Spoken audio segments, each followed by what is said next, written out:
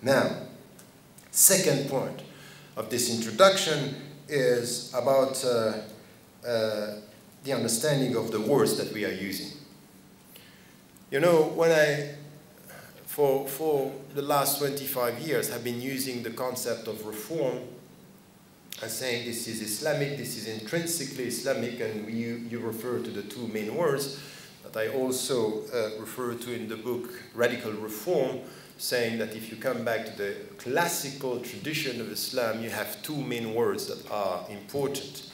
The first is al-tajdeed, which is to renew your reading, and al-islah, which is to reform. And even you have something which is a more generic term that was used by Abu Hamid al-Ghazali in the 12th century, al-ihya, which is also renewal, and this is how do you renew your understanding of your religion. Now, what is important here is that if you come to what it's not new, if you come to what the Prophet ﷺ said, Allah يبعث لهذه الأمة على رأس كل 100 سنة من يجدد لها دينها. Allah, God is going to send to this community every century man, a group of people, or a man, or could be a woman, by the way. Man is also open to everyone, just for some of the men who are here. So, يجدد لها دينها, meaning who is going to renew this religion for this community. يجدد الدين, it's quite interesting here because it's to renew the religion or the way of life, broadly put. Deen is something which has to do with the narrow understanding of religion and the broader understanding of way of life through the religion. But what is here is يجدد لها دينها. And this was understood by the scholars from the very beginning, that the Quran is going to remain the Quran. This is the very word of God. And Sunnah, the prophetic traditions, are texts that are not going to change. What is going to change then? This يجدد تجديد الدين meant and is understood to mean is to renew your understanding of the text.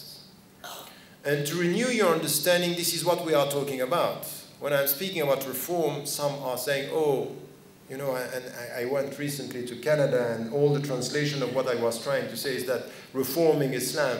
Islam doesn't need reform, but the Muslims and the Muslim understanding need reform. So it's to reform our understanding of the text. Through what? What I said, the first point. Universality in time, universality in space means that your mind should be active. That you have to understand that your faithfulness to the universal principles is to know how to deal with what is changeable. Your faithfulness with the universal of Islam means that you need to understand in which way you have to deal with diversity. Our universality is to know how to manage diversity. Our universality is to know how to manage changeable dimensions and new challenges. And in between the immutable principles that are revealed and the changeable that is left to us, you have to have your critical thinking here, is this process that we are understanding. And what we got coming from the Prophet ﷺ is that there will be no prophet after the Prophet ﷺ, but there will be people coming to shake your minds, to come back to a better understanding of the immutable in order to be faithful to history. So this is their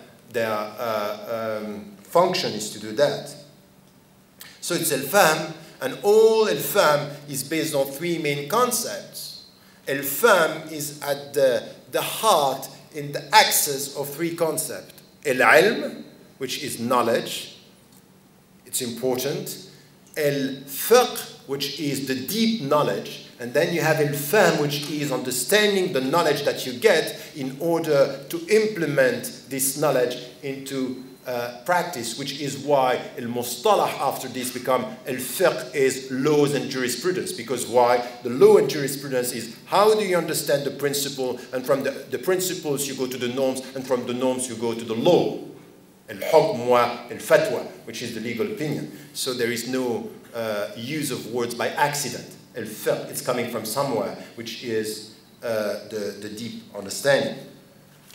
Now, this is the second point, which is quite important. This is the framework from which we are starting the discussion.